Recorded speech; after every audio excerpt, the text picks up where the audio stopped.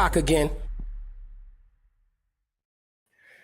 Giggity, yes, y'all. It is Tuesday night, and we are back. As always, it's C-Doc again. I'm your host, C-Doc. I was running to grab a hat, and I didn't have my music queued up, so let me throw some music on here in the background that you might be able to hear. I don't know. Okay, anyway, I'm your host, C-Doc. C-Doc again. Yeah, I said that. I'm a producer, filmmaker, president of the SpitSLAM Record label group, and the host of your new favorite show. Anyway, we got a great show tonight, talking about one of the fantastic releases we have at SpitSLAM. And I'm going to bring on my co-host, who, starting with the lady that got her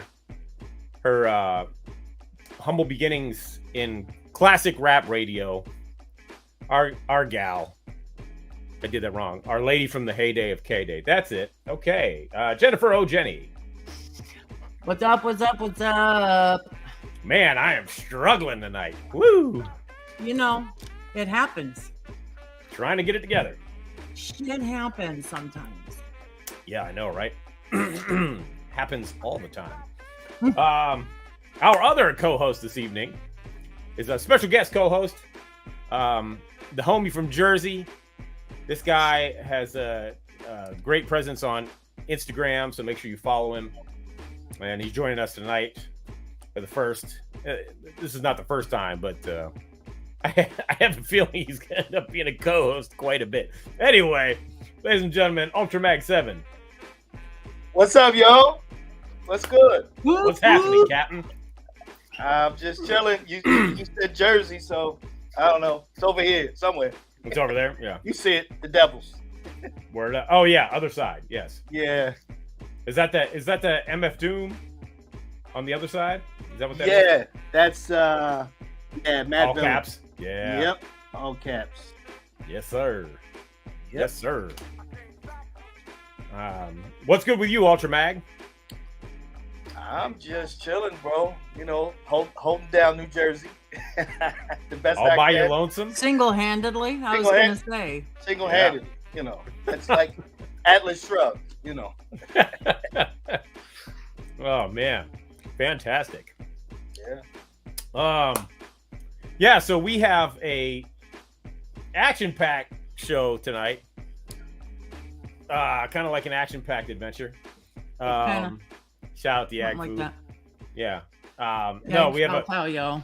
Yag Foul, yo. We have a lot of guests coming through. Should be interesting. Should be cool. Talking about this album, which I'm really proud of. I'm gonna embiggen myself here for a second. As you should be. Yeah. Biggin myself. Wow. Yes. Okay, we're just making shit up now. Embiggen. So yes, Revenge of the DJ. It's a little out of focus, but there you go. On the SpitSLAM Record label group. So this is our first compilation album that we've ever done on the label. And it's also Chuck D, our label founder, came up with this new sub-label called Black Note. And it's the first release on Black Note, which is it's going to be our all instrumental imprint. So anytime we have DJ albums, records, yada yada, that'll be that. And we did that just because we like playing record label. So there you go. That's really the only reason. Hey, Doc, whose idea was that cover? I love that Clash. You know, that cover is awesome. So that was Chuck's idea. Here's the little story behind this. I asked Chuck for a cover idea for this, and he sent me this picture that's on the back. If you get the CD, right, there's a picture that he did that's on the back. But then he sent me picture that's on the back, his own version of this image. And this image was done by Andy Katz, who's an artist. Shout out to Andy Katz, AK. And Andy was commissioned to do this for a DJ Lord project that hasn't happened yet. Oh. And so Chuck was like, Lord, I want you to do a new project. You know, and then came up with the Clash idea, and Andy did the drawing, and Lord was like, yeah, nah, I'm not going to do that. And so, so it just sat in the vault until Chuck resurrected it for this. And I was like, hell yes. And, you know, there you go. And so we used that, and to great effect. I'm saying, yeah, I like that. I like that. Yeah. Thank you. Yeah. So, yeah. So that's that. So we're going to have some of the, I want to give a shout out. Some of the participants in this album, some legends, some new jacks, if you want to call them that. What up to Hype Style, Sean James, what up? G-Man, Knack, of course. What up, Jay Evans, Grizz Flowers. Oh, and he showed up after all. Wow. He showed up after all. Our other co-host this evening, the president of Rap Station, the man behind Hip Hop Gods, the man who wasn't too tired to come on the show, even though he said he was. Ladies and gentlemen, Flatline. Fuck, man, I'm still tired. Don't get it twisted. Well, we're happy. Ultramag, what up? What's up, bro? What's happening? I didn't even know you were going to be here, so this is great. You never know. I just pop up. Man, outstanding. There you go. Well, I Him applaud and you. Daddy-o. I applaud you, Flatline, for showing up. Had to do it. Yeah. Especially after I got to listen into what we'll be discussing at some point this evening. Well, he's in the green room, so we might as well discuss it right now. So we're going to bring on our first guest because he was also instrumental in making this album happen. And he's become a mainstay and a person that is shaping the sound of SpitSLAM. You guys might know him as DJ Mr. OK, but I call him M. Rizza. Ladies and gentlemen, DJ MROK. Mr. OK. Mr. OK in the house. Yeah, man. What's up, everybody? Yo. What's up? Good to see you all. Good to see you, sir. Always glad to have you back on the show. Oh, thank you. And also, I just want to point that out. I know you told me that some people sometimes call you DJ Mr. OK, but I've literally never heard anybody call you that. So, but I'm just going to take your word for it. So, it's an interesting moniker, you know. It's like it is. I'm not a bad DJ. I'm not a great DJ. I'm okay. You know. Wow. Someone's got to be that guy. I guess so. MROK, you want to talk about well, wait. First, I know Flatline. You want to, you want to bring it up since you got it in the mail today. Yeah. All right. I got it in the mail today. Oh, there it is. There it is. I got mine in the mail today too. I mean, wow. Give it up This for the mailman. Look, this doesn't do it justice. Wow. This thing is so gold and shiny and beautiful. I mean, it is unbelievable. And top to bottom, start to finish, this has to be some of your best work. Oh my God, thank you, man. Yeah. I appreciate it. Yeah, There I you feel go, MROK. I feel like it was like almost tailor-made for me. And I read the liner notes, and man, it's dope. Yeah. Oh, thank you so much. The album is dedicated to you, to C-Doc, and to Hollywood because, early on, you guys were really receptive to checking out my music, and you guys opened a lot of doors for me, and I just really appreciate you guys so much. And so I wanted to make something that was kind of up your alley, but also, for everybody who likes that kind of stuff. So I'm glad you appreciate it, man. But thank you. Yeah, no doubt. Yeah, so we had to do the MROK's one when he brought it to me. His one caveat was, I want to do cassettes, and I was like, "Oh, okay, sure. We could do cassettes. Let me listen to it." And then I heard it, and I was like, "Yeah, we're gonna do cassettes." So, so yeah, I was proud to do proud to do the cassette. So go get a cassette. There you go, people. There it is. I have so many questions. Well, not so many questions, but can I just jump in with a question? Please. Was the cover art done before or during or after the recording of the album? Because it's so great. It's so outrageous, isn't it? It is. It really is. Yeah, I have CDoc to thank for that 100-fold. But to answer your question, it was done after everything was recorded.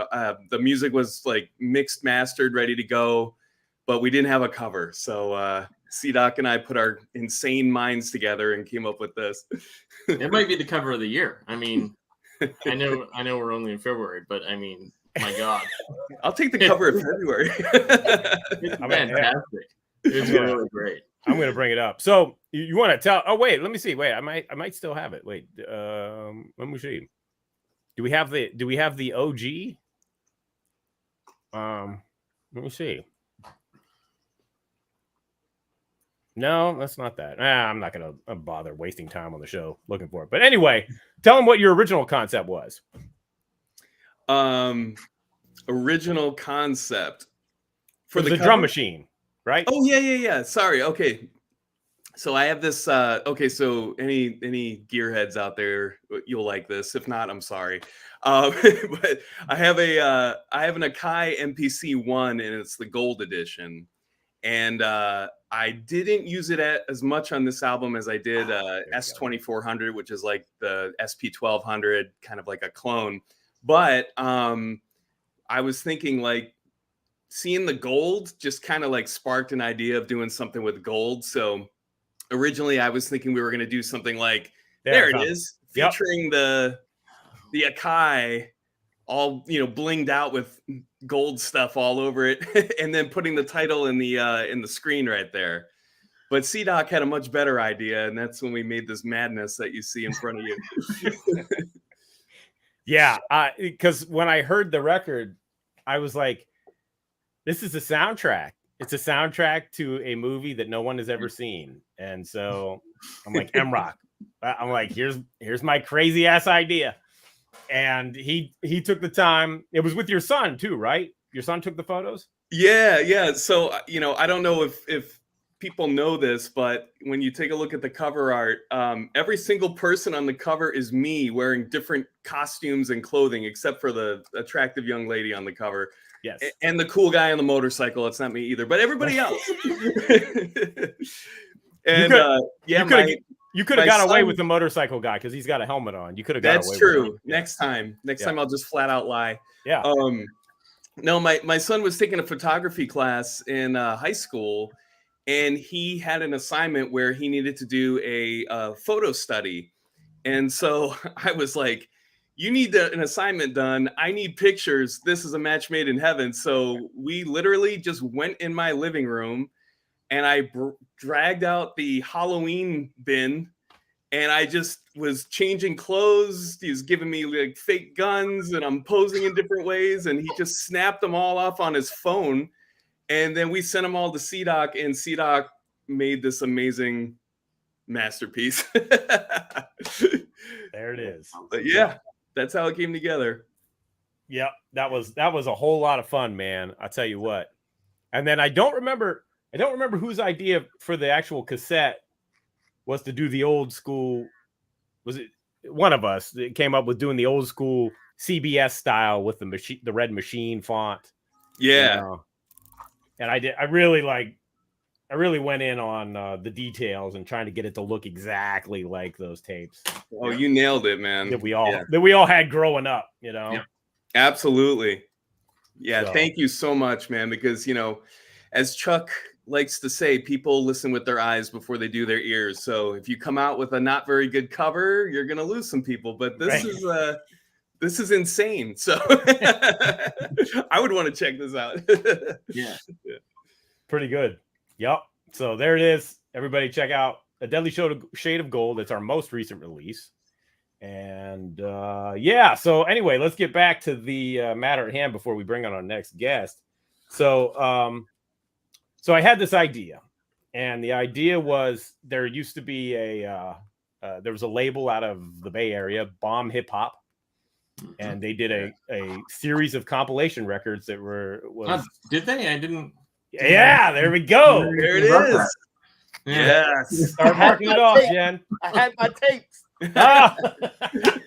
I didn't know we were going Wow. I didn't know we were doing that so quickly. Come on, You Ultraman. gotta always be ready. You gotta always be ready. there. I didn't know that was the reference. Always be ready. ABR. Always be ready. Right. So, Right. Yep. Yes. So I called MROK one day and I said, look, I want to do Sean James, hey, congrats, 22 months clean and sober. Congrats, bro. Mm. Right. Good luck on the meeting. Catch us on the replay, man. You can check out the rest of it. That's to you, bro. So I was like, I want to do one of those. I want to bring that back because I don't think they haven't done one of those, the compilations, in a while. And it's the kind of aesthetic that we pursue here at the label. And so I called MROK. I'm like, you got any ideas? I want to do this. MROK's like, yeah, got a lot of ideas. And he got on and started reaching out and contacting people. And I think you got like pretty much half of the people on here. Yeah, I think so. And you picked up the other half, and you got some awesome DJs. Everyone on the album, I think, is incredible, and it's amazing that we were able to get some of the DJs that we did to participate in this. And it's just awesome to hear new music from them. So it's just super exciting. Yeah, man. I know you reached out to a lot of people, and there were some people that said, yeah, I'll do it. And then you never heard from them again. And, maybe for part 2. Yeah, we'll get them on the next one. Yep. I know. I tried to get DJ Lord, but he was also, on the road with Cypress. And so he apologized profusely. He said, yeah, I'll jump on the next one. So I'm going to hold him to that. We'll see. That's right. Yeah. But real quick, talk about your song. Just press rewind back to 88. Oh, yeah. So, man, I was like, okay, if I'm going to be a part of this compilation, I got to do something that like holds up a little bit. I mean, the talent on this album is incredible. So I did what I do. And I wanted to do something that kind of had, was like Fast and Furious, kind of layered Bomb Squad kind of sound to it. And then I wanted to change it up in the middle. So I did the breakdown where it slows down, and I'm basically scratching the bass drum and the snare to make the beat, the boom, boom, got, boom, boom, boom, got. And then I layered on top of it, the samples and everything. And there you have it. And that's what it was, man. So I enjoyed the opportunity, but it's incredible, the other songs on this album. It's really solid, man. If I do say so myself, we got some serious gems from people, and some of the people that couldn't be on tonight, we're going to talk to in the future. I've already discussed it with them. There's awesome. Some cats from Europe that the time zones just aren't matching up. So we'll pre-record something.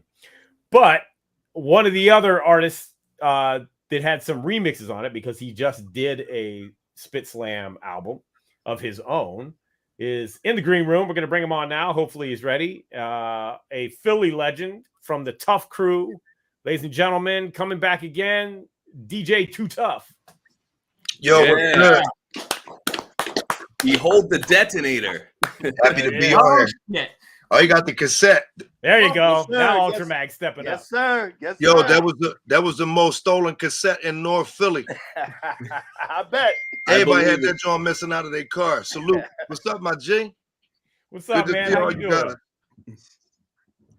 How you doing, TooTuff? I'm doing well. It's me versus me. Yeah. We got the new joint coming. Revenge of the DJ with the crazy remix. Talk a lot of big shit. You killed it, MROK. Started off the exact right way. Turned them vocals all the way up. Salute my man OT, the real Thorough 215. I got the fucking magazines loaded for the part 2. But let's talk about Revenge of the DJ before I'm charged up. Yeah, man. So yeah, you were gracious enough since you put in a lot of work on your own album, you know, Behold the Detonator that we put out late last year. But you were, because the whole thing started, right? Correct me if I'm wrong, but I think we reached out to you about doing this, about Revenge of the DJ, and then it turned into your own album, right? Yeah, I had a landslide of unfinished stuff. You know, set 60%, 70% done beats. And you just, you know, you guys provided the spark. We got the new Tough Crew album coming out on Rough Nation. So I've been, you know, that was like the lead up to my second album with SpitSLAM for you and Chuck. You know, it was a challenge for me to go in and it's like all eyes on me. You know, the rhymes were done, the beats were done, everything was set up at Creep. So now it's all the cameras on me. I set it up for that, you know, for it to be all the cameras on me. But it doesn't mean that I don't get feared up in that moment. The key is preparation. You know, last session, I was prepared, along with the remix that we did for Chuck with the 3 times dope beat. You know, I'm waiting for that joint to drop. So I appreciate you guys always having work on the table for me. I'm gracious to let my passion, you know, flow out. I charge up off of Soup Kitchen. You know, I send you regular text messages of shit that I just found on the internet. So I'm always excited to be here with you guys, man. I love y'all. Yeah, man. You want to talk a little bit about the new Tough Crew album, because you were nice enough to give me a sneak preview, and that shit is crazy. We got features on there from Petey Crack, Boy Backs from Ram Squad, but it's really a homegrown project. You know, it's the first album that we're going to be releasing in 33 years. It's all the original members. Salute to my man Monty G. He didn't appear on the album, but Monty is doing big things with the Philadelphia Eagles. You know, he got the wings on his hat and all of that. Fox 29. But I got a remix, you know, with from one of Chuck's old songs, because you know I like to touch all of the Bum Rush the Show Johns and then bring them back. But I do have a few surprises up my sleeve. I was able to meticulously navigate through the scratches for the Tough Crew album. There's 10 of them. You know, we got a couple features on there, but as I said, it's mostly a homegrown project with everybody having their little say so, because in that situation, the sum is greater than its parts. You know, once you add all 4 of us together, because we've all done individual projects before, and it never had the same kind of feel as if, you know, when all 4 members, LA Kid, myself, TooTuff, Ice Dog, and Tone Love, when we get together, it's just a special chemistry, you know. And it doesn't mean that it's not pressurized, but it's always fun. You know, I haven't done anything with them in like 33 years. So for us to chill out all over again, and then we just came back from Amsterdam, where it was like, you know, I was over there like one of the Greek gods or something. You know, I had to check my ego in the airplane. I had Cooley D sitting next to me the whole time. You know, I got some clean time, but sitting next to him made me want to call the waitress. They was like, alcohol is served. I was like, yo, you drinking? I mean, how much higher can you get? 2022 was really a great year. I released 3 projects, 2 with you guys, Lost Archives 2. We did a couple remix on MROK's album. MROK, you pioneering, you leading the way with the flag, with the whole charge, you know? Top DJ on SpitSLAM, DJ MROK. Fuck with him. Thank you, man. I appreciate it. Yo, yeah. So, Jenny, what's going on? Jenny, I didn't mean to leave you out there at the top. I see you. I followed you back on Instagram too. Hey, darling, I know, I saw. I've been looking for Jenny O, at Jenny O. It comes up with a lot, you know? Right. Right. Yo, but so there's only one me. Only one. So true. Happy to have you here and interacting with you. So you mentioned Lost Archives 2. We got to tell everybody, because that came out physical overseas, but SpitSLAM did the digi release. So yeah, that album, I did that album in 92 to 94 on a Tascam 488 Porta Studio with a Multiverb 3 and 2 1200s. The group that's really featured on there is a group called Straight Business. It has 2 members. One's name is Class B. You can follow him on Instagram at Spree215. And the other boy's name is Shuja the Pioneer. It was 2 kids that I met from Chester, because I was giving out flyers because I was making beats. And they got the flyer, and they were from Chester. I was up in Philly. They drove up, and they started getting studio time off of me, which was at that time was like $250 for a beat. you know, I already got a mad amount of beats on deck, or I can make one right in front of you. Now, fast forward to the MPC-X that I got sitting right here in front of me. It's not so easy. And I learned that because on this joint, I'm trying to make all of the beats myself. Well, I got a couple from Thorough, you know, in the cut, but I tried to make all the beats myself on the MP, and it was a learning experience to say the least. Just because you have read a helicopter manual doesn't mean that you're going to be able to jump in the helicopter and fly it. Now, I found that out with the MP, so I meticulously put in work every day, 2-3 hours every day. Now I'm on here, I can talk shit, you know, because I get feared up that I'm not going to live up to the legendary hype of the TooTuff. So that, you know, that's all the more drive. That's why I love OT. You know, pride always be the fall. He talking mad shit through the whole thing. That charges me up.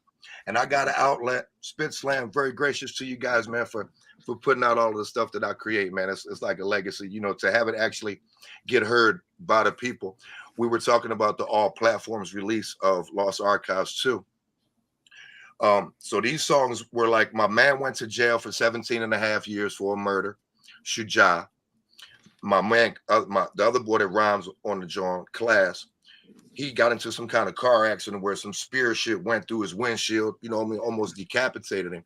Damn. So, you know, 30 years later, I was able to get their music, which we thought was lost forever. I was able to get their music, you know, release all platforms. It was a big deal to me. You know, before that, I got a nice amount to license it out to Hip Hop Enterprise. They put it out on Wax in Belgium, and they put it out on limited CDs as well. So it's everything that I always dreamed of. You know, if you set your sights on something, you can accomplish it, because I was down in the bucket, you know, crawling out of the fucking mud. And I'm very grateful today to look back at where I was and see the progress that's made. I still try to power drive it, you know, me versus me. It's got to be the album title. Yeah, man. Yeah. And me versus MROK. Maybe we make that be the album title. Yeah, I love it, man. I love you guys, man.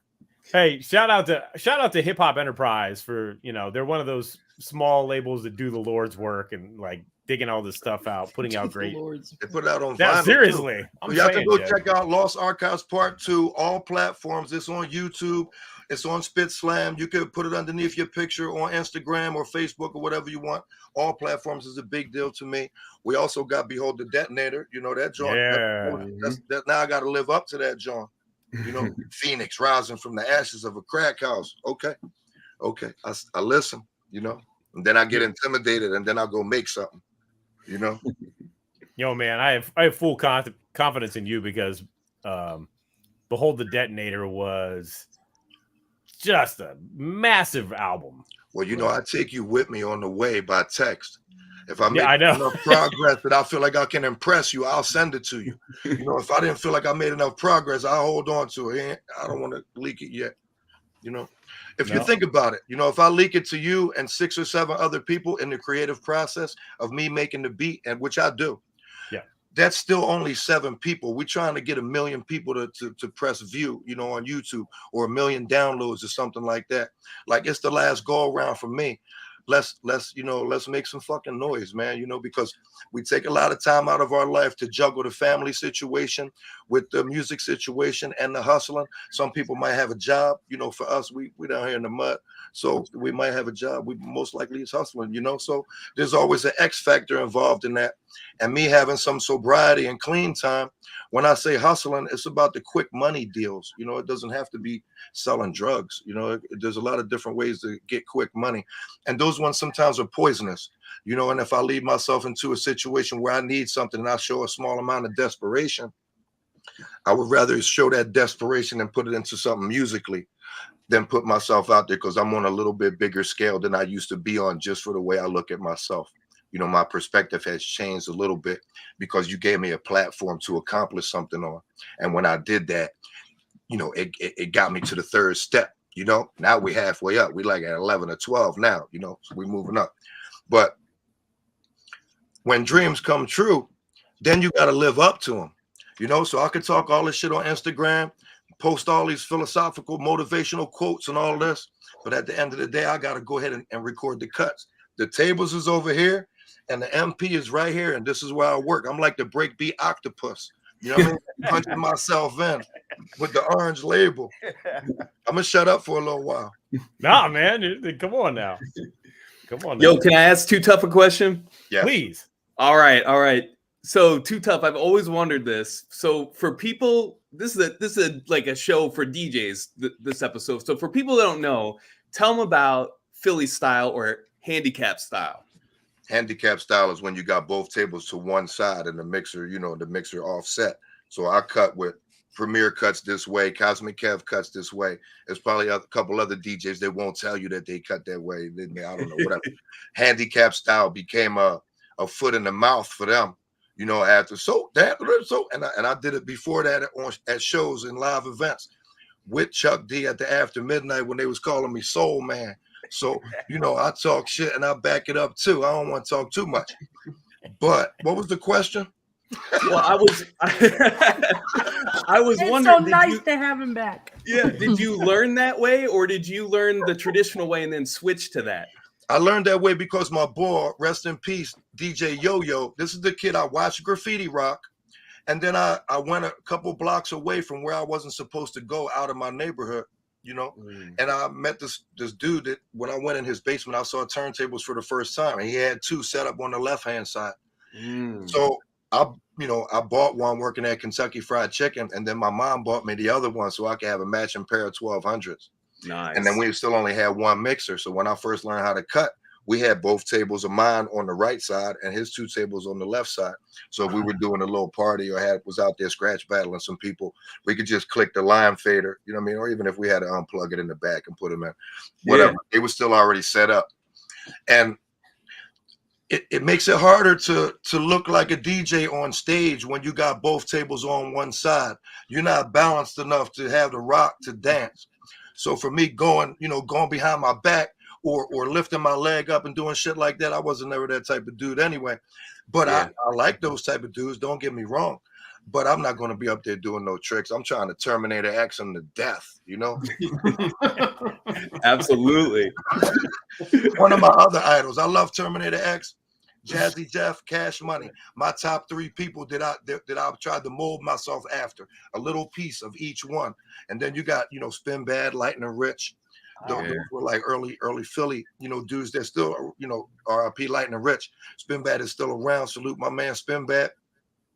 The early days of scratching, you couldn't go on YouTube and see how to do a flare or how to do any of those scratches.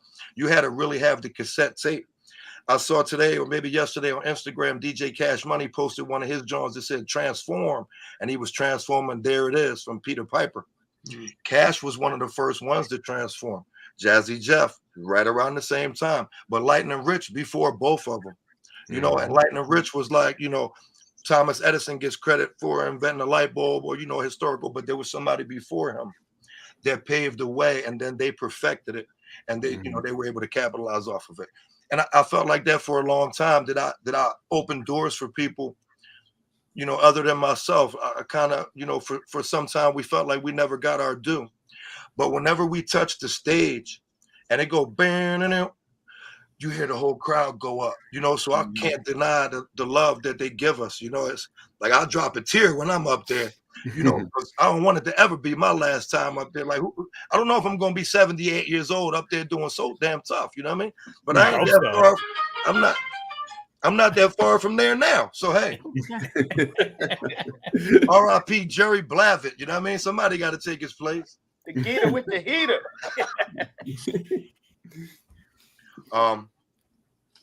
What else? So DJ Kid Swift, a great friend of mine, his song appears on this album, Revenge of the DJ. I think you were the connect for that. Yeah, that's good. I like to, because that charges me up. Now I got competition. I don't always have to fight against myself. I need a target. I try to choose big targets. Sometimes I choose Jazzy Jeff as the target if I'm feeling that way that day, and you'll see it. TooTuff versus Jazzy Jeff battle flyer go up on Instagram and get 300 likes. That in those situations, I'm just trying to be seen. I'm just trying to attach myself to something that's moving, because I'm moving too. I want to move at something a little bit faster than me, a little bit bigger than me. If you got more followers than me, I'll fuck with you. Yeah, man. Ultra Mag 7, what's up, man? What's up, baby? How you doing? You know I'm good friends with Sid and Cool Keith. Oh, they came to Philly and they injected us with the South Bronx juice with the SP12. And ever since then, we've been sampling boys. They were like the first ones that gave us like we caught the vapors off of Ultra, and we tried to be like them, or at least I did. Our beat style, we didn't know nothing about sampling the open hi-hat with the snare attached to it on one pad. Like what? What?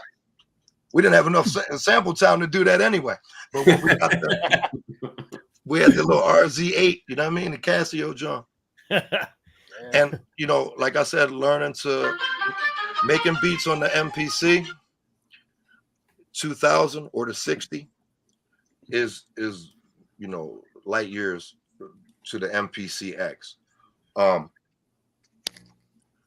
tried to go back to break beats and take stuff that was familiar. Well, it's a Tough Crew formula. We take something that you heard before, put a little flip on and add an 808 under that, John. Let my mans and them get off on the rhyme, which gives me time. I only gotta be tense for 8 bars. With the Johns we do for SpitSLAM, I'm tense through the whole thing. I'm trying to make 13 car accidents right in front of you, me versus me. 13 car accidents from Kensington. You got a good start, bro, and somebody that knows a thing or two about working with DJs is also in the waiting room, ladies and gentlemen, Mr. Chuck D. So. Oh yeah, what up? What up? An honor. Thank you, DJs. The DJs. DJs have a whole nother language, but let me tell you, Tough. I mean, you are a one-man international anthem pioneer, hip hop god. Every time you open your mouth. Last time I was overactive last time with my mouth. So I wanted to come on here and be nice and calm and respectful to you. I basically kind of like idolized you ever since your bum rushed the show. You can't be overactive on here. In my hand, we didn't know what to think. And I said this, many times. You always been a champion to me, man. I love you. Hey, thank you, bro. I mean, you can't be overactive on here. This is what it's for. What's up, Ultra Mag? Mr. Chuck D, how you doing, sir? And the maestro MROK, DJ MROK. What's up, Chuck? Yo, Flatline and Doc and Jenny. Yo, man, it's good to be here. I don't know what my non-DJing ass gonna say up here, but I've been around a few, man. But every time I'm on the show, what I do is like I enjoy watching the show so much that here I go, I gotta go on it. So, but I heard what you were saying, Chuff. It's like, just to be able to talk about like cats that didn't get the light for setting off a lot of innovations, man, and hearing the language, man, like the handicap style and all that. I mean, I don't even think that's ever been written in a book before.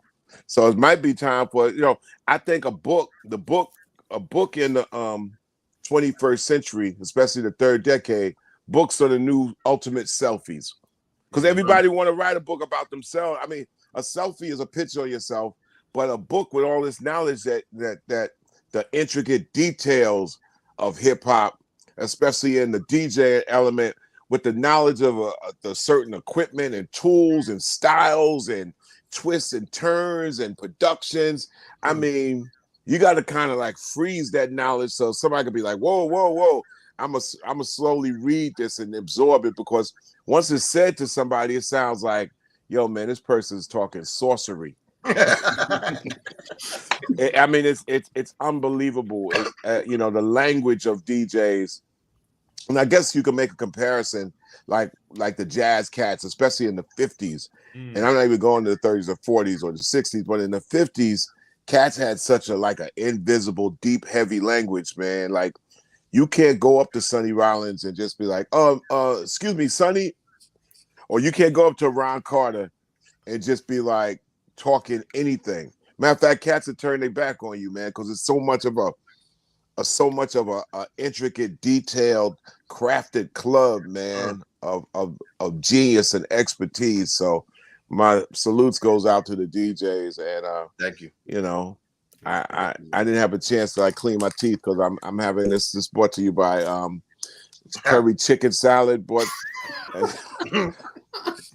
Tonight's episode of This Tonight's Again episode is brought to you by right, curry chicken salad from Trader Joe's, and also organic non-crackers. Oh wow! So if you happen to see it on my teeth right now, in a world where everybody is watching every little high definition of something, oh my God, you know, like, oh man, I enjoy the analog dirty period, man. Of like, you know, you're gonna have some gruff and tough in the sound. And I also believe that's the same thing with sight too. It's all right not to have high definition on everything, right? Mm-hmm. Same thing. So I agree. The grunge, huh? The grunge, man. They got a plug-in that gives them the grunge. They be trying to get the grunge. Really? Where's it come from?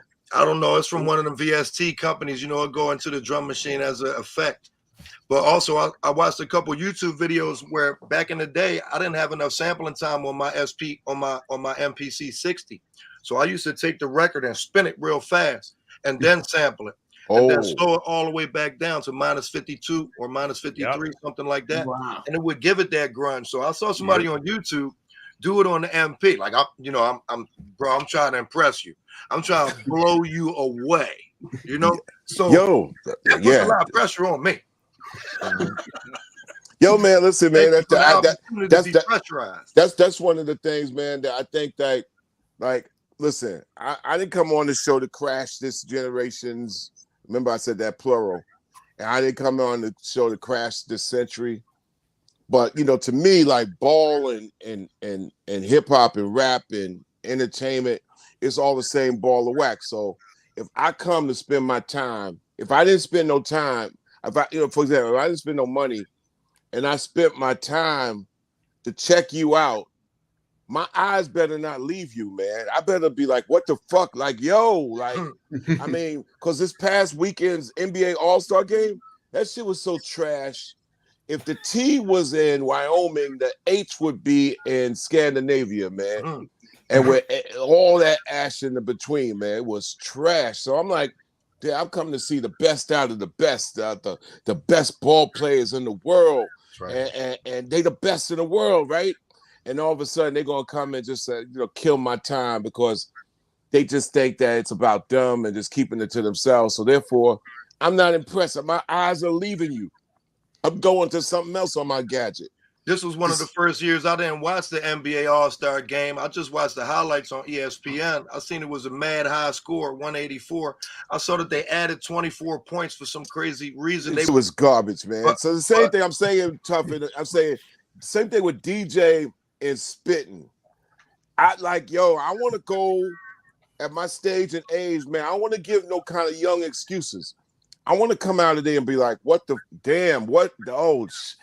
fuck? You know it's evolve or die.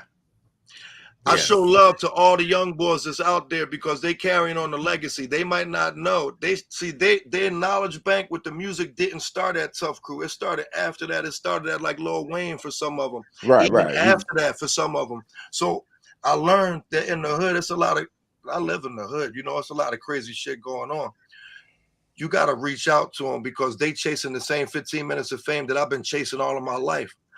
And they shooters. You know, you don't know if they're shooters, if they're not shooters. They could be school children, but the mentality here is shoot first, rob second. They're not even out there robbing. They out there on whatever it is. When I interact with young rappers, it's that same persona, but they see that there's a goal. So they already got a little bit ahead of the game. They still might be in the streets. They still might be placing themselves in dangerous situations to do what? Get locked up, get killed, kill somebody else, all type of different stuff. But when you got at least a goal on the music, for some people, this music is everything. And we look up to you, having achieved it, and you look very comfortable and you look like you had a good place in life. And we want to be like, we want to roll, we want to assume the position. Everybody could get this Tough. Everybody could go there and get this curry chicken salad with the 9 crackers. You know what I'm saying? I'm just saying that listen, man, it's like, even when I'm talking to young spitters around the universe, and especially, I mean, in this country, I think really seriously, United States of America, we get the cats here that much as they think it is, man, if I put every single city in the middle of Rwanda or places I seen in Africa, cats would be running back to the United States like babies, like because I try to give them perspective, like, listen, if you're gonna do this music thing, do your best to be impressive to the point that they can't take their eyes off of you, or they can't take their ears away from you because you was touching so much soul, you know. But I know they're formed from industry, which is like bag first. But even when you get bag first, that means you got to even impress more, but don't try to impress with the bag. You know what I'm saying? We never got the bag. We don't have no experience with the bag, so I understand exactly what you're talking about. I mean, I'll do it out of sheer passion. We all do, because although we have our sights set, like me when I first got with him and I was telling C-Doc, I was trying to win a Grammy for the first instrumental scratch album ever. If I don't enter the game with that mentality, I don't even want to be in it. But there's different levels. Some people just want to rhyme as a hobby. Everybody doesn't want to, become Chuck D. I happen to be one of them that I do want to become on the level of a Chuck D, a hip hop icon. It's an honor for me to be on here with you. Every chance I get, I'm gonna salute you. Yo, man, the same thing with y'all, man, because I think what you're doing, I don't want to call it a lost art. It's not a lost art. It's an art that actually is the blood of the music that we do. It's the blood, and I was big up to MROK and being able to be drawn in on the SpitSLAM projects and the Revenge of the DJs project, man, and our curators, Doc and Flatline. Yo, man, it's great to be part of it, because you need people to hold the respectful position of saying, this is what this is, man. Treat it like it's high art. This shit is high art, man. It's not low art. Yeah, it might be in low places, and that's what it is, but it's in low places to raise people up. You know what I'm saying? It's in low places to raise people up. And it don't come from high places to look down on people. But that's what makes it high art, because it's elevation, man. And what better elevation do we have than the DJs? It's just that when it comes down to DJs, you got to keep lawyers far away from them. They don't understand, and they only trying to get they bag. So you play it with DJ that's doing something incredible, and they trying to listen to see where they could put their nose into it. And I've been on both sides of it. A lot of times people might say, "Well, Chuck, man, you was involved in this lawsuit and all that." I say, "Yeah, I was involved in it because I'm a co-songwriter with the person that put the music together. So yeah, I'm strapped to them, and I could be like, yo, man, let that slide, man. Like I remember telling, I running into, like, it's crazy on a high level, but on Lenny Kravitz's "Justify My Love" and Madonna, he produced it. I was telling my guys, I was like, like, we gunslingers, man. Like we gonna take a sound and run with it. So if they did that to us, man, you just gotta look the other way. They were like, fuck that. You Chuck D, I'm not. I'm a songwriter on this joint too, and that you will either pay me or I'm gonna get it from them. And so you get caught up into that. And me and Primo on the 10 Crack Commandments, that was one of the things where, yo, man, let's look the other way. But I can't tell my co-songwriter look the other way. They'd be like coming back always with that. Well, you Chuck D, you could say that, but me, I'm not. So then the average person in the world, they don't get that. So usually in the middle of those situations, when lawyers are in the middle of the situation, I'm not saying, because you need a lawyer to bunk up against a lawyer. You need that. It's almost like you playing football and they the defensive line, the offensive line to protect the defense from getting sacked. I'm like, but here we go. But but the craft of DJing, man, when it's at its best, it's taking sounds, it's taking sights, it's taking rhythm, it's taking the moment and making magic out of it that makes us happy. And going down into the Philly area, lower New Jersey area, Delaware area. I remember you mentioned Chester, and that's DJ Lord's roots there. Salute DJ Lord. Going down there, man, I would hear cats. They DJ'd with a different on their wrists, man. Because I know a lot of Long Island DJs did that. DJ Johnny Juice, you know, Terminator, all those guys, man. I mean, had that little in it, right? But that was similar to like Jersey, Lower Jersey, Philadelphia, Delaware, and I don't know where that came from, man, because they had that little umph on their wrist, man, that actually gave that little cut and that little rhythm in there. So to have a story, yeah, go ahead. Real quick, I would say, speaking of Philly, we got to bring somebody else in who's sitting in the waiting room. Ladies and gentlemen, welcome to the show, DJ Kid Swift. Well, what's up, y'all? How you doing? What's up, man? Thank you. Yeah, man. So, speaking of another Philly DJ. Yes, been representing Philly for a long time, man. Salute. DJing for your man Schoolie D for years, and many other things. Tell them how I brought you into the projects. Well, that's my man. No. I talked to Schoolie D. He been my man for a long time. Come on. Exactly. Me and TooTuff was talking. We talk on a regular basis, and TooTuff said, "You know what? I'm working on a project, and I think that you would be great for the project." So I said, "Well, tell me about it." And then he told me about you, Chuck, of course, and C-Doc, and a DJ compilation album. I didn't realize all the great DJs that were going to be on there at the time, but I was just honored because I'm known for being a cut DJ. Like, I've done clubs and had DJ sponsorships and all that kind of stuff like that. But I like to represent the real art form of DJing. So I'm not a push button kind of guy. You know what I mean? I use wax, turntables. You know, that's me for 40 something years. Yeah, man. So TooTuff brought me in, and I made contact with C-Doc, and from there it's been history, man. And so far it's been great, and an honor to, represent. Who your top 5 Philly DJs or scratch balls? Scratching balls. You know what I'm talking about. Win ballroom stuff. No.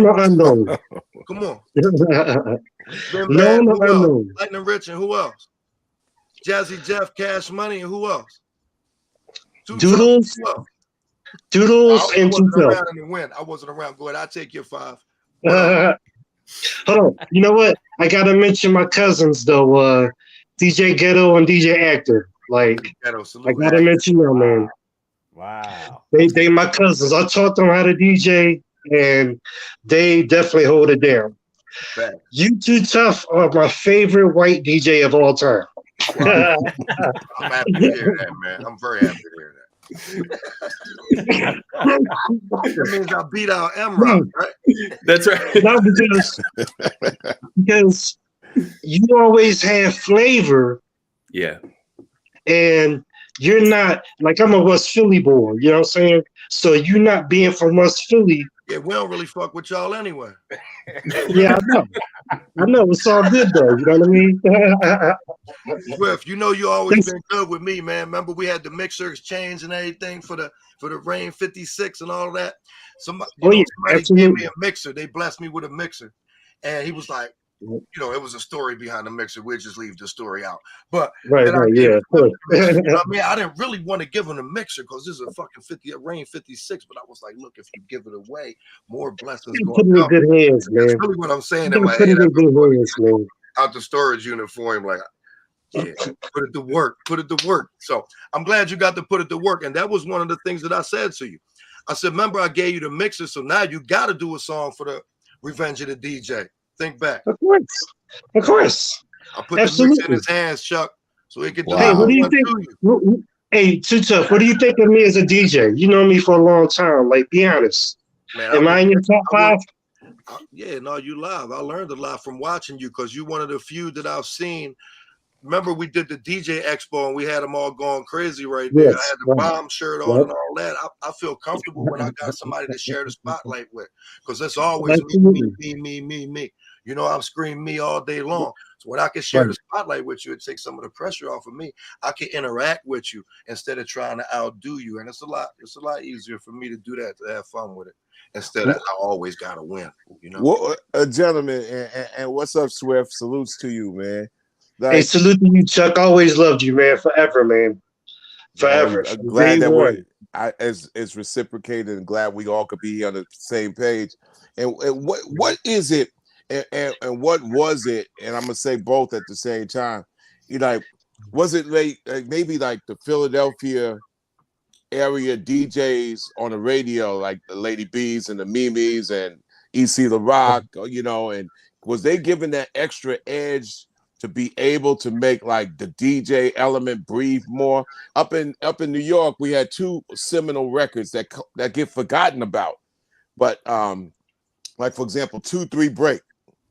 Oh, I mean, absolutely, totally forgotten about, you know, and the Ventertainment records. But you know, it's sort of like with Chuck Chill Out and Red Alert being DJs, they went through their thing on radio. They never allowed them to talk. So people sometimes was like, well, I don't know what is what.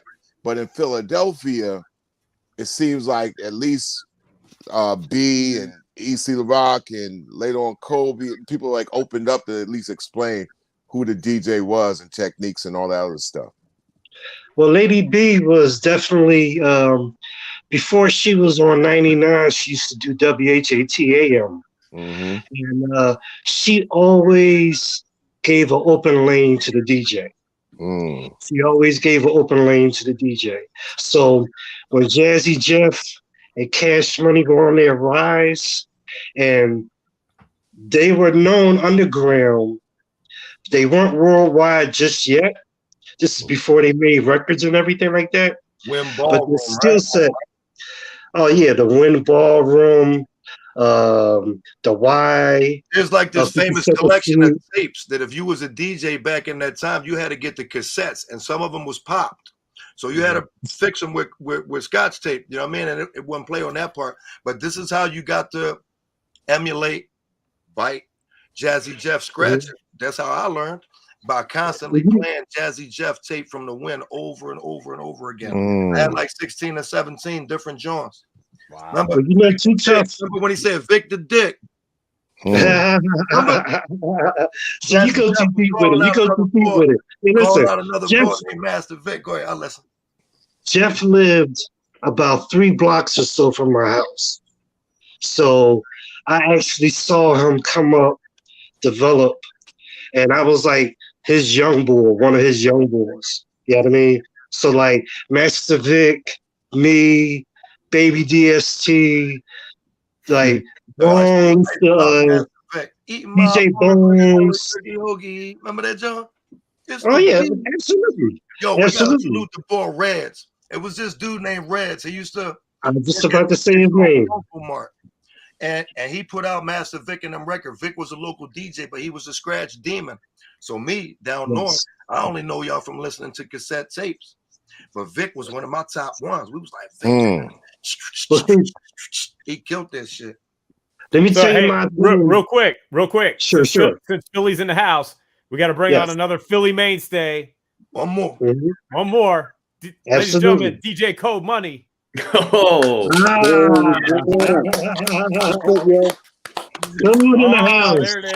man. Yo. PSK, baby. Look at that. Ultra Man got his mojo back. Yeah. What's up, Code? What's going on? Yo, what's up, man? Did you know that Chuck D was standing on 52nd and Parkside doing the beatbox? I saw the video. Listen. Chuck. Okay, listen. Hey, Code, man, good seeing you, man. Salutes to you. And yeah, I was hanging. Yo, man, you know I would take random trips down to Philly just to walk the streets. Man. Yeah, no doubt. My last trip into Philly. I'll get it, man, and get mine as well. Yo, man, last time I was rolling around, they was naming the street for Lady B, and I was just riding around, and I just had to take some pictures in front of Wilt Chamberlain's old crib. So you know, I mean, Philly's in my blood, man, and it's great to. Hey, can I ask you guys a top 3 question? Every single DJ on here, right? Mm-hmm. I mean, Philadelphia. If I had to name one song that y'all wore the damn hell out of, was Chimes the Beat. This stuff is really fresh. I mean, every single Philadelphia DJ wore the hell out. Can y'all give me a top 3 to all your DJs? Top 3 joints, records. Cool, give it to him. Okay, you just said one, the fresh. Top 3. Come on. I don't know. Dance to the Drummer's Beat. I love Dance to the Drummer's Beat. Clear. Cybertron clear. It's time. Ready. 1, 2. It's time. All right. Then they could also let the viewers know exactly what was your cut point, because they might just hear a title, but you want to say something like "It's time." Yeah, right. But go ahead. Just feel it. 3 of my favorites was Super Sperm. Super Sperm. that was a throwback. And that was out of Philly. That cut was out. Captain Sky was out of Philly. Yeah, right. Yeah. Did y'all know Captain Sky? I mean, that was out of Philly, right? Did y'all know? Y'all ran them? Yeah. I met Captain Sky back in the day. Okay. Yes. I had met Captain Sky back in the day, but that was like around the time who was out there now? UFO and B-Force and all those guys back then. Breeze and them, and there was a lot of guys that was out in the park. Up at the plateau. Okay, yeah. On the rooftop. That was the shit with the plateau. That was the best. Like those days, if you could go back, if I could go back and relive and go over and over, it would be those days. We used to climb on the top of the concession stand roof and plug up. And it's and I mean, it was literally like I guess there had about 1,500 people. It'd be like a sea of people out there, and somebody have to pull you on the roof for you to be able to get up there. But that's where all the DJs were with the turntables doing their thing for the crowd. On the roof. So we used to do the Greek picnic up there all the time there.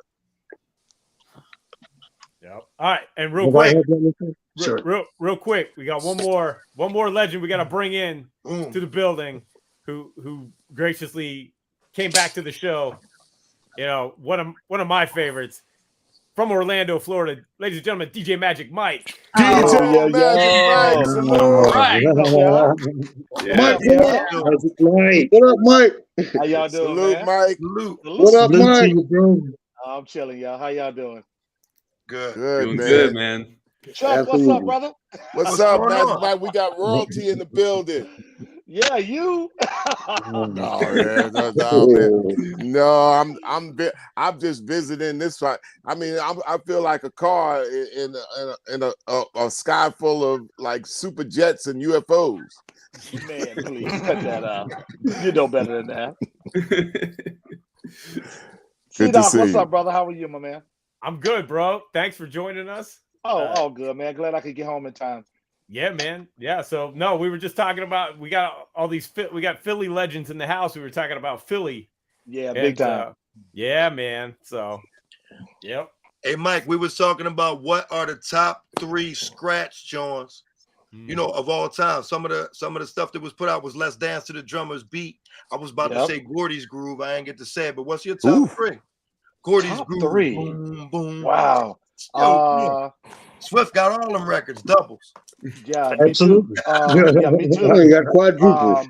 I got to put All the Fish up there. Hashim. I will say, God damn, that's a hard one, dog. It is kind of right. It is kind of. I'm going to ask the hard ass questions. I know. I gotta throw Peter Piper in there. Yes. Okay. Oh yeah. And what was your cut point, Mike? What's your cut point on Peter Piper? The whole song. The whole song, kind of. The whole song. The whole song. Hey, listen. There was a group up in Long Island, right? And a lot of cats. Metamorphic Tito was a DJ outfit, out of Long Island. They were our rivals at Spectrum. We had Spectrum Right. City, and Metamorphic Tito would cut Good Times, right? Oh yeah. Yep. But listen, they didn't cut Good Times on the one Good Times.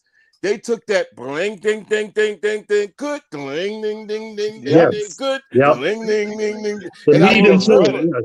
exactly. They just cut the lead just run into it. Yeah. And another one was Disco Twins, the almighty gods of DJ and them Infinity Machine King Charles out of Queens.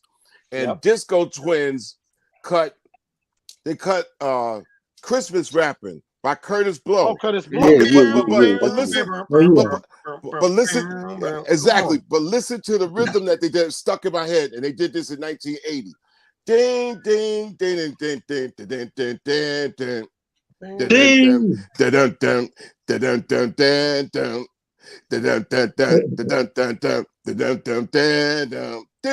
Oh wow, they made a melody out of it. They did a whole melody out of it, and I still remember that shit in my head from like damn near like 50 years ago, man. Wow. So that's the power of the DJ, where they took and made a whole nother thing. And Disco Twins, you know, these are two twin dudes out of Astoria, Queens. They had the biggest sound systems ever, but they was twins, and they would just, you know, routine it, and you know, and one day we'll get them on this show too and pay homage as well. But that's why I say that the cuts, like, what was your cut point? Because like I said, a cut point on Good Times by Metamorphic Tito we go right was to the good. We go right to the good. We ride it in the beginning and go right to the Good Times part.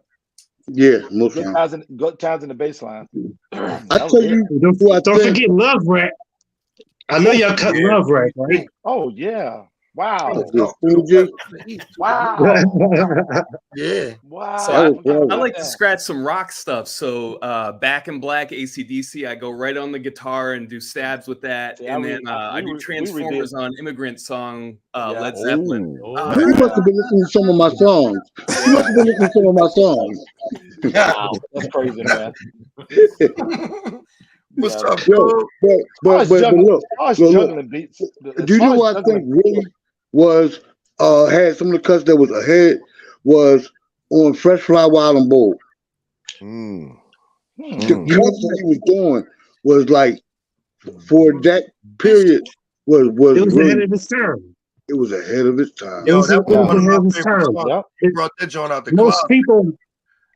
Most people don't really dig the cuts that they was really doing on there. Like, I mean, you gotta listen to it from a DJ ear. You gotta listen to it. Yeah, I was gonna say you had to listen to it from a DJ the scratches that they were doing. They had two DJs because you had Charlie Chase and Tony Tone. Chase. Yep. You know, so the two DJs convened to like offset each other. You know? Yeah, but however they did it, that shit was knocking. Yo, how about the Just Ice remix in the beginning when it used to go? They made it off the little square drum machine. Swift, you know what I'm talking about? Man, Tronic turn the knob and then it changed the beat to something else. That was all, man. You guys are all DJs, and back then, and I don't know, the criteria has totally changed. Where you knew, even when y'all were going through a routine and DJing, the whole key is that to have people leave that dance floor. Because y'all keeping people like kind of popping. You gotta make it last, you know. And you can't throw them off. You can't throw them off, boy. early on as a DJ doing parties in the scratch era, you know, being a scratch DJ, and in the 80, 88, 89, 80, you know, you could scratch and the crowd would not leave the floor. Now, it's not so much. They if, depending on what kind of party it is, you know, you might gotta keep it flowing. They ain't trying to hear a whole lot of scratching, and you going back to back while the chicks out there dancing. Especially you can do a little bit, but you gotta keep it moving. The one to be like, can you play something we can dance to? You know, like, yo, get out of here. Get out. See, I think the key is the platform that people played on. And like for me in the 80s, it was always like parties and clubs. So we couldn't really be at the club just cutting it up. You remember the Blackout? You remember a club called the Blackout? Yes. It was up north. Lightning Rich used to go there and scratch, and he would do bought a mansion for my mother. Yeah, that was Melly Mel, Grandmaster Melly Mel. Yeah. That's a classic cut right And there. next to yourself again in this tub. Yeah. I was always the only white kid in there. You know what I mean? So it was already a little bit of a dangerous proposition for me to go to the blackout to begin with. But when I got there, like I said this before, it wasn't ever no trouble with me. I love y'all, you know, and going to the blackout, it was dark in that joint, you know. but going to see a DJ just because he's going to scratch these certain records, the records could be played out. Like the records that we're talking about, 20, 30-year-old records, but we're looking at the break, you know, and the break is everything. Chuck, you know, a lot of the songs on on all of the Public Enemy albums, them Jones is damn near break beats, bro. Like everything that y'all use, a lot was James Brown influenced drums and stuff. But I mean, now I can go and get a 4-bar loop. Okay, come on. I already started one, you know, with Prophets of Rage. That's a crazy break beat with the Prophets of Rage. You know, I like touching. What you talking about? Bringing up Public Enemy, Prophets of Rage. Oh yeah, that's an all-time classic. That's it right there, Chuck. Well, I had to avoid running into people because I was like, it was like 4 heads. So you got 4 digging heads, and we're making like, you know, one joint. So we're all coming in there, and I got to pick the samples that go around the words that I wrote. So I'm kind of like got first dibs to bring at least a vocal sample in. But if it got some kind of backdrop to it, and we found a way to figure out how the DJ pick up the DJ Johnny Juice too, because there's there's certain things that Juice kind of did in his scratching that like, for example, Right Starter on Yo Bum Rush the Show ain't really a beat. That's all of that is Juice scratching. Yeah. If you listen to it, and if you just we got instrumentals of it, and I think Doc could access an instrumental, but all the whole jam is do do do do do do do do do do do do do do do, and it's a DJ record, and you don't know until you actually strip the vocals, and he's like, "Yo, there ain't no beat here. This is the beat." He made this shit up himself. But that's a Philly style. That's a Philly style that really came in there. Like, I'm gonna fill in the back. The back is also a Bronx style, early Bronx style. It's like I'm gonna have the kick, you know, kind of like manipulated. So because number one, and I like to ask y'all this question: when y'all doing your thing, right? And I know this was actually delivered to me. I could not be an MC if I fucked up the DJ's groove, right? What did y'all have a certain thing like, you know, I'm doing my thing, you got to be a certain MC or you can't even fuck around up here? Leave it alone. Well, you always want the best. You always want the best MC, but it's hard. Really, it's usually the opposite way. You know what I mean? The DJ usually can fuck up the rapper's flow. You know what I mean? But if you stinking, you know what I mean? You know, you can fuck up the whole thing. But what I'm saying, Code, like, y'all switching records. So if an MC can't handle the beat changes or the flipping of the records, you know, then the MC is in the way. You know what I'm saying? And y'all are all DJs. More or less. Switch. Yeah, absolutely. Absolutely. I had a boy named MC Mechanism. He was my MC before I got with Tough Crew as their DJ. And me and Mac we made a lot of songs, but we used to mostly do freestyle tapes like Def Jeff. Hey, give me that microphone and sit down. You know, the instrumental to that. We would do street tapes with just him rhyming for days and days and days. And we eventually did shows as well. But you got to have a rapport. You know, you got to have a relationship with the MC. Yeah, you got to practice. You have to practice on it. If you're talking about, I think the hardest. I'm DJing. I think the hardest thing is come out the crowd with a mic and they want to rhyme. I don't know you. Nah, you're not getting on my side. Nah, you ain't getting on. You're just coming off out the crowd talking about you want to rhyme, man. You better get the fuck out of here. I think the hardest thing though is that not all rappers can MC, and not all MCs can rap. Oh yeah. Because see, MC comes with crowd control. You gotta know how to work the crowd. Yeah, exactly. But working the crowd don't always involve rhyming. Right. Exactly. You know what I mean? And a lot of that switching up on the beach, you gotta be able to MC too, not just rap. Yeah. Schoolie is good at that though. Schoolie know how to rock the crowd and then go right to his classic verse. Yeah. So both of y'all as the DJ for Schoolie D, DJ Kid Swift and DJ CodeMoney are both the DJ for Schoolie D. However, in Amsterdam earlier this year, I was the DJ for Schoolie D. So now we got all 3 DJs here that have been the DJ for Schoolie D. I happen to be the current DJ for Schoolie D. If y'all want to battle me for it, coming out on SpitSLAM, bro. What's up? Shots fired. We could battle for some equipment. How you feel about that? What it say? And when it came to battles, where the fuck was you? I was DMC, dog. Like, hey, you know my repertoire. It ain't about nothing. What have you guys seen as far as like when you've seen DJs over the last? I mean, I'm asking sound left field, like sponsorships, because every time I look in these magazines and these music magazines, every time I see it, like a guitar player for Slash to Clapton, even like, I mean, look, so many guitar players out there, they got sponsorships. Right. I mean, how come we haven't seen that, like with turntables, styluses? You know, I mean, how come like what do we have to do to make DJs getting sponsored, you know, by these companies that's still selling this stuff? Well, I wish I knew. One of the artists on Revenge of the DJ Qbert, he's on the joint with Magic Mike, and Qbert got a lot of sponsorships. They be sending him free mixers. Like if you're Jazzy Jeff, then you do get the sponsorships, but they don't really, you know, hand them out to just anybody, especially going through Serato. You know, if you want to be a Serato icon, it's a lengthy, you know, application process to get to become a Serato icon, and they highlight you cutting with their newest equipment and stuff like that.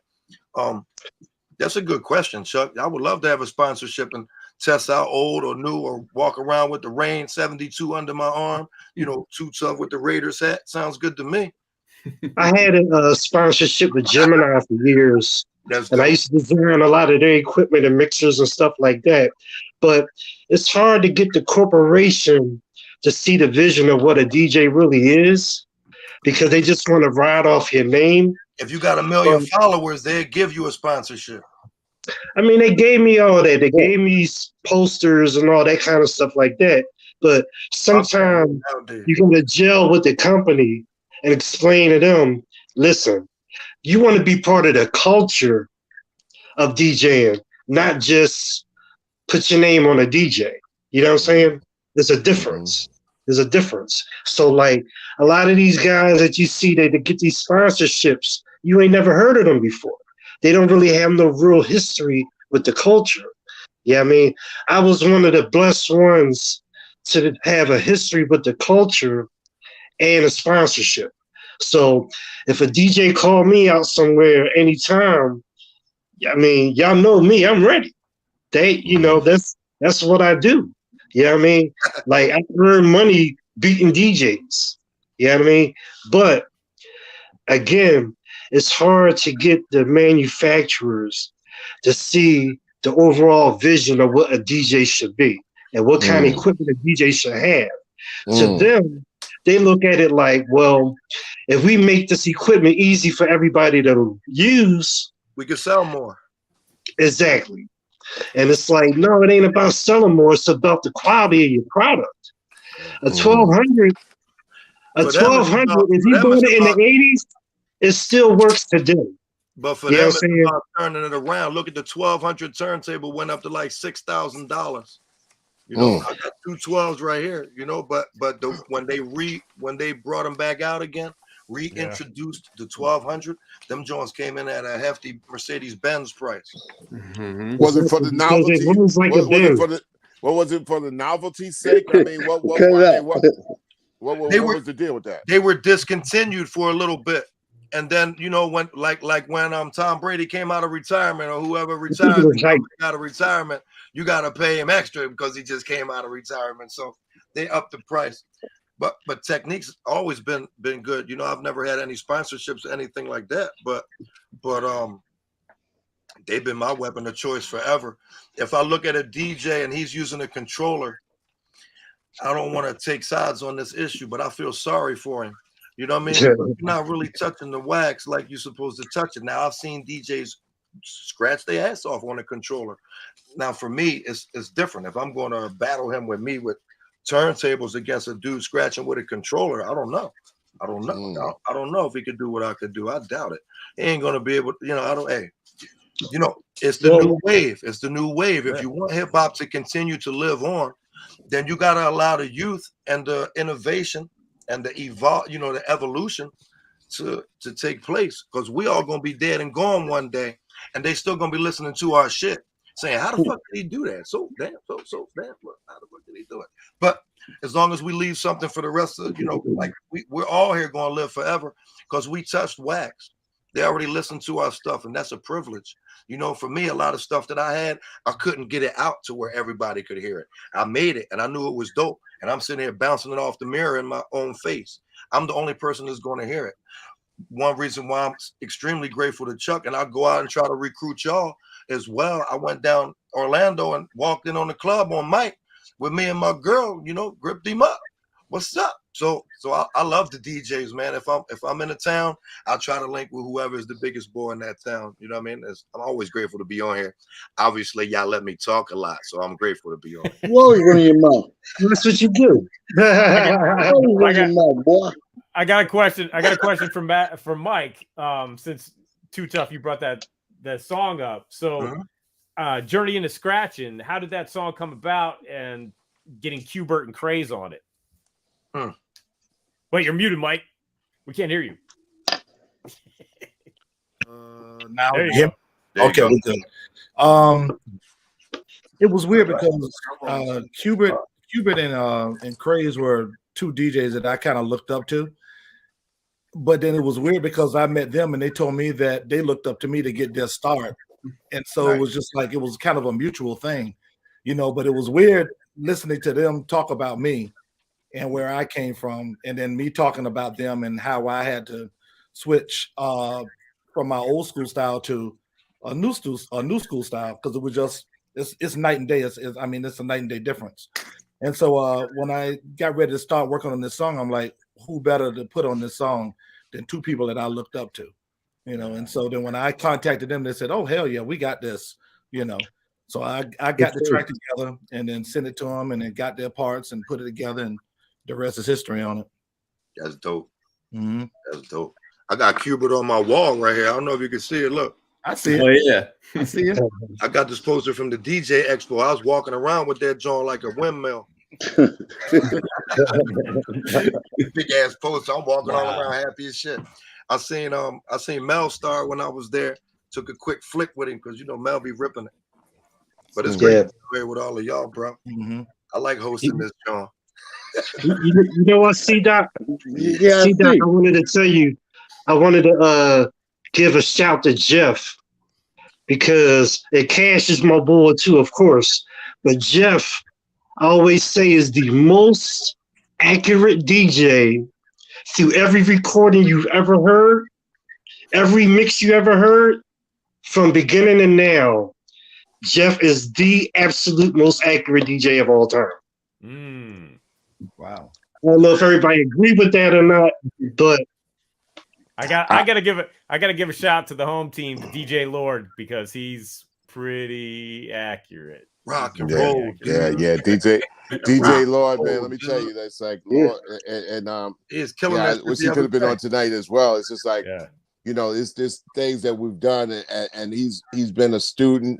He's a student of everybody up on here. Like I said, he got roots in the Chester, PA area, so he's checked everything from Lightning Rich down to Tough to Swift and Cheese and all that. So he got that.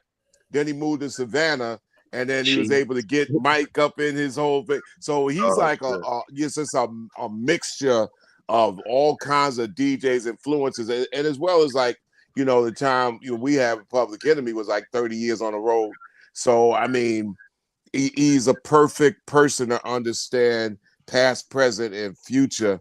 And my invite to everybody on here, another commercial other than the curry chicken salad that I've been eating right now. But there it is. But I am a president of the Hip Hop Alliance, which is the first hip hop union, and it's actually in partnership with SAG-AFTRA. So it's really serious as far as the healthcare and all that stuff, and benefits and possible business sponsorships and all that. So when this DJ core right here could probably be enough of a groundswell to get other DJs, and I plug it right up in the Hip Hop Alliance. The founder, Curtis Blow, and Scott X, MC Light, Treasurer, Karis One is the chairman. But serious, the DJ component that we've been reaching out already. We have Grand Wizard Theodore and people like that.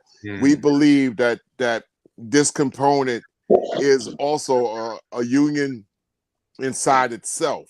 So please come on the board, link up with CDOC or Flatline, and we'll make it happen and just open it up because it's available. And I think this is a key moment in time in the 50th year of hip hop music. So I'm going to salute y'all and check out the rest of this show as I saw on my big screen up there. But I like watching this show, and it's an honor to be with each and every one of y'all, as I am your biggest fans forever, and your participation is well more than honored. But I mean, I'm a big fan, and I am a scientist and a student of this, and every single one of y'all dropping what you did in sight, sound, story, and style, whether it was live or on wax or on tapes and all that, I honor, man, to the end of my life, man. So thank you.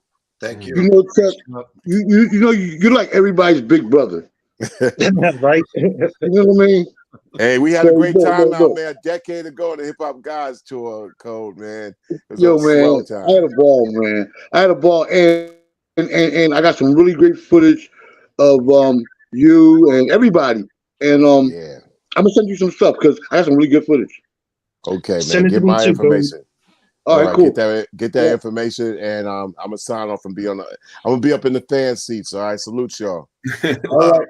All right, Salute to you, Hey, Chuck. salute to you, Right. Chuck. Thank you. Much Thank you. respect. All right, Hip Jess. hop Well, gods, man. Hip hop gods in the fucking building. Yeah. Right? I tag y'all a lot in Instagram, don't I? definitely. You do. TooTuff is the cheerleader, man. For real. For real. That was an awesome tour. That was an awesome tour. That Hip Hop Guys tour. Trying to find a way to bring it back, Code. You know, and make that a thing again. I think out of all the places that all the tours that we went on and all that, it was something that was really kind of special about that. Yeah. I don't know what it was. You know what I mean? Ain't no tear coming to my eye, no shit. You know what I mean? But it was something special. You want to tell everybody real quick who was on the bill? Who was on that tour?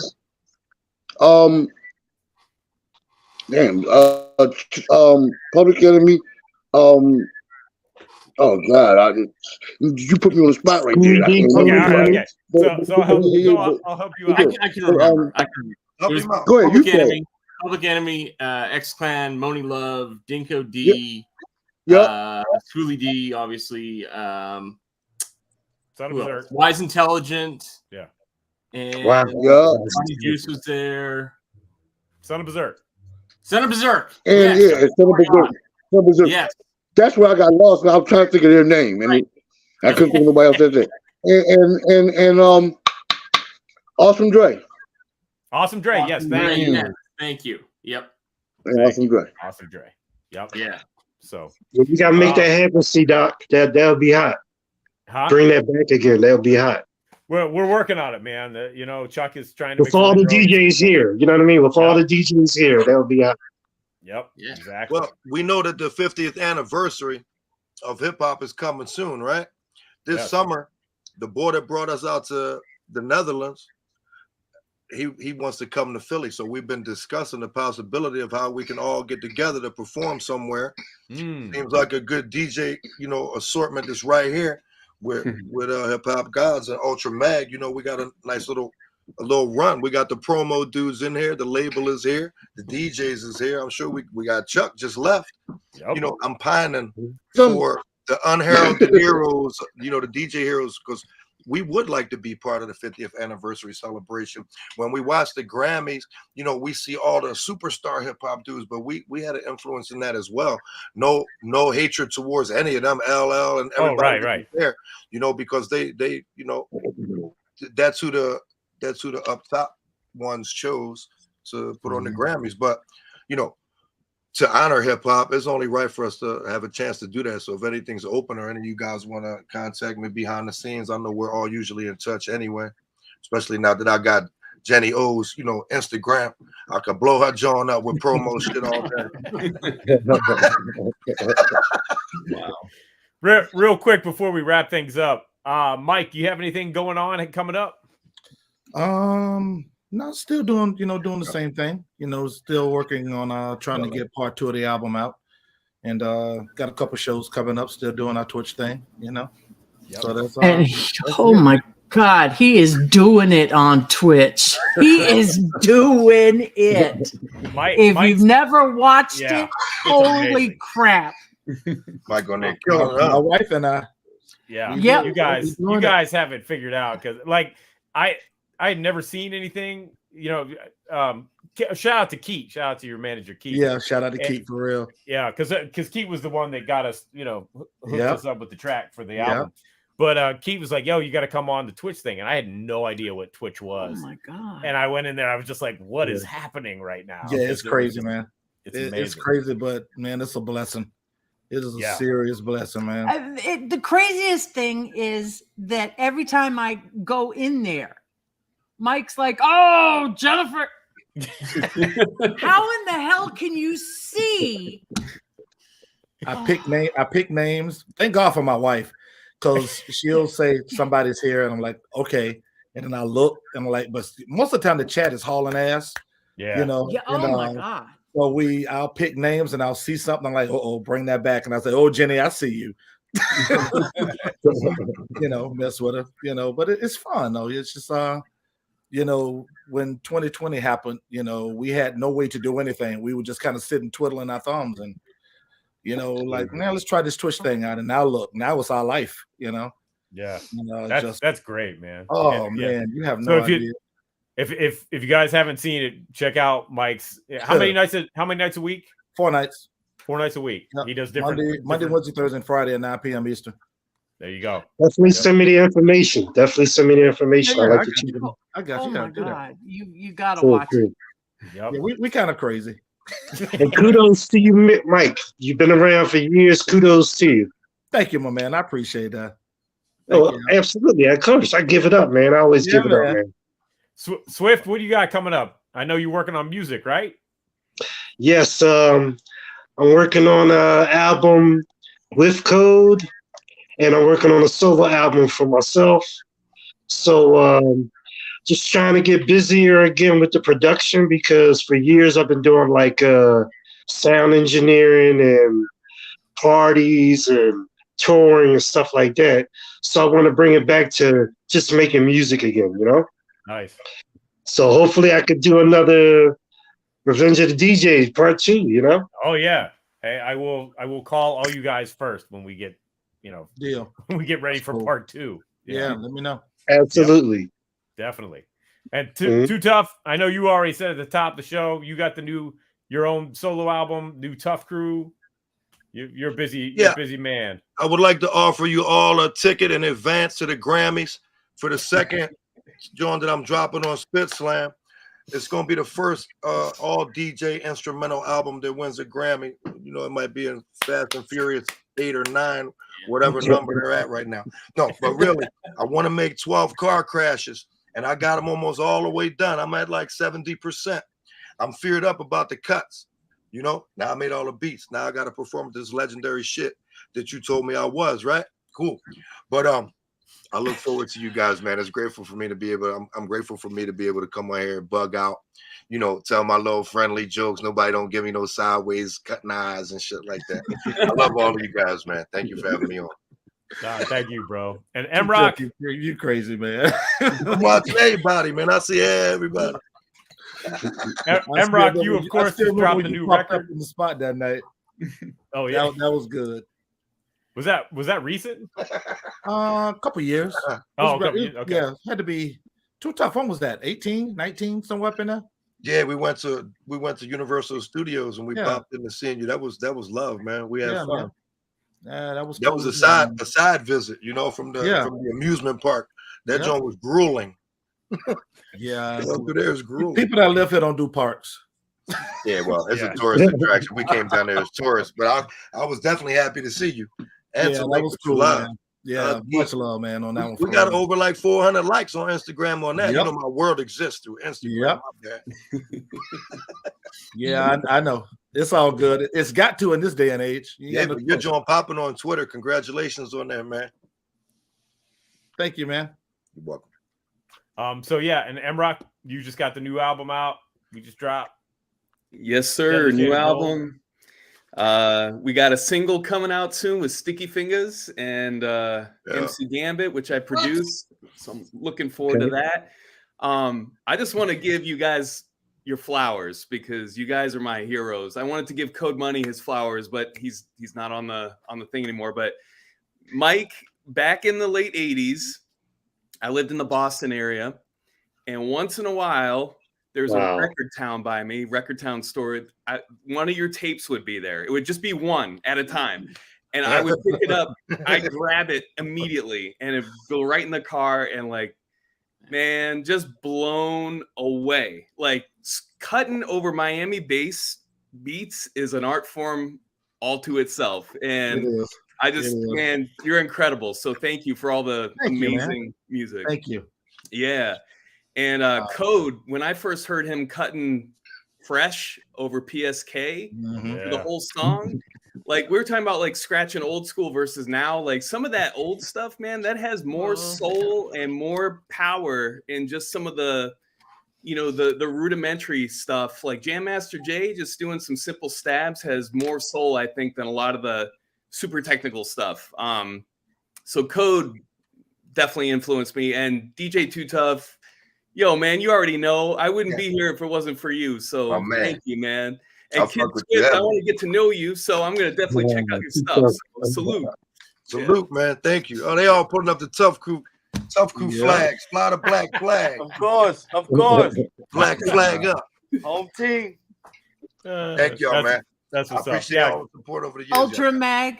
Ultra Mag, you better pull one out of somewhere because Flatline's beating you. Oh yeah. I'll go get my bomb CD, my bomb tape, if that'll give me a point. Oh yeah, there you go. He said he got Still Dangerous in his back pocket. Well, I do. Well, we lost. I got the CD somewhere. Oh, I'm back. Okay. Oh, there you are. Okay. I was like, oh, something happened. Yeah. But really, I want to thank you guys for coming through. I want to thank you for your contributions to our Revenge of the DJ album. Thank you for making that a reality. Good, man. Thank you, man. No, I appreciate it. This was just something spur of the moment idea, and you know, your guys and your dedication to your craft and the amazing music you make made it happen. And honored that we could create it, and looking forward to doing more. And thank you for coming on the show tonight. Appreciate all good, you all.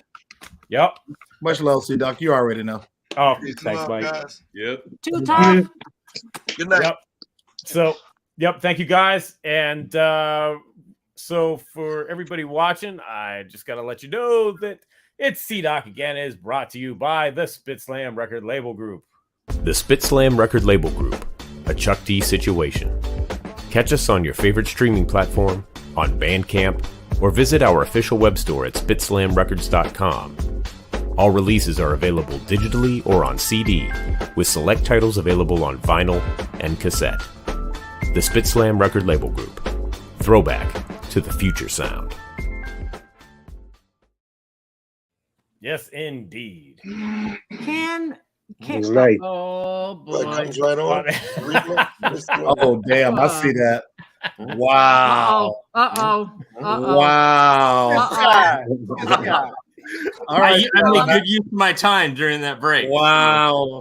Can we also? All right, Flatline, you got me. Can we? Flatline beat you tonight. Flatline got me on that one for real. Can we also send a big happy birthday to Daddy-O from SpitSLAM. Yes. Oh, damn. Yesterday. Shout out. Happy Yep. birthday, Yep. Daddy-O. Yep. Wow, happy birthday. Wow, that's crazy. And Daddy-O. do the and should we do the check? Oh yes, the All right, Fallen check. Soldiers Good thing video I didn't. views. Good thing I didn't hang up. I didn't know we was handing out checks. It's very funny. Yeah. You got her there. Wow. I'm gonna be quiet now. I'm sorry. 19,167. All right, almost 20,000 views for the Fallen Soldiers. Wow, that's cool. That's a Sonic. Just say stat. Just say stat. Just Yes, say Can't indeed. say it all. Yep. The brother that never answers his phone. We'll You make know, that but happen, you know Mike. what though? You know what though? He's not there anymore, Mike. Who, Daddy-O? He got a different number now?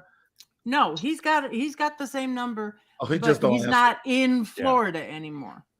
I know he was in LA the last time I talked to him. We talked and we were like playing phone tag for about a week, and we still never talked.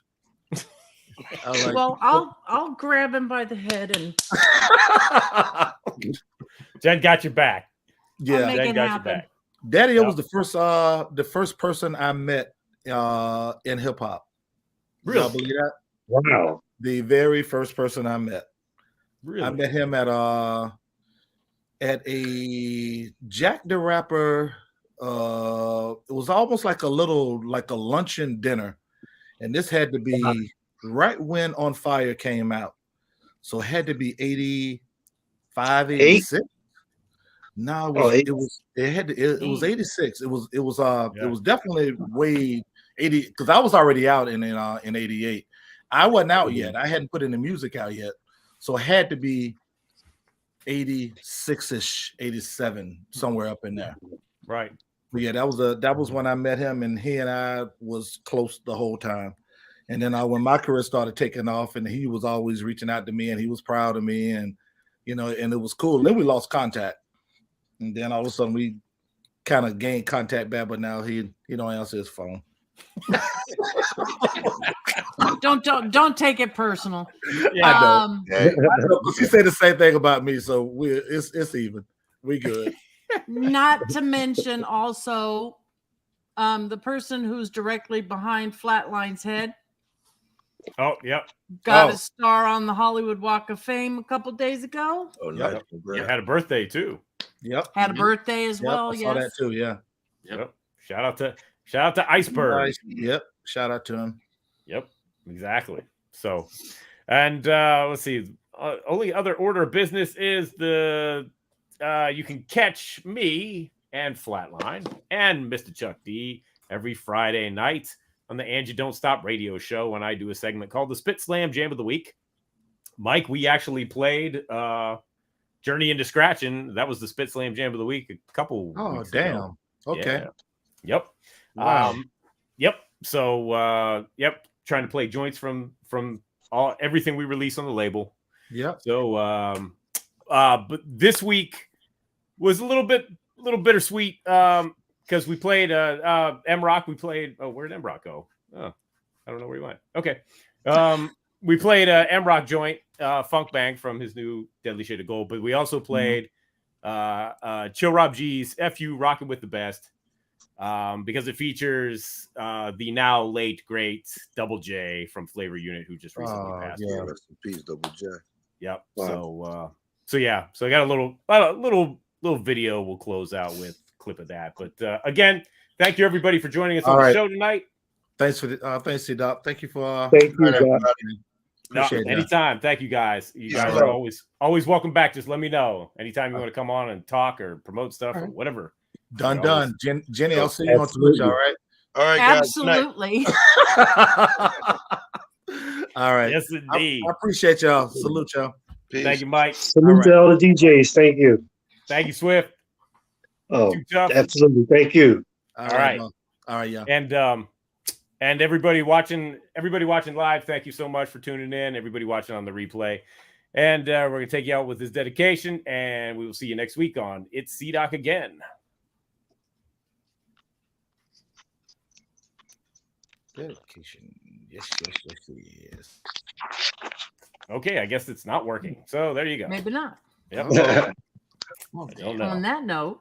On that note, yep. I guess we'll just end the show a normal way. But shout out to everybody. Take care. Peace. All right, y'all. Peace, y'all. We out. Peace out, y'all.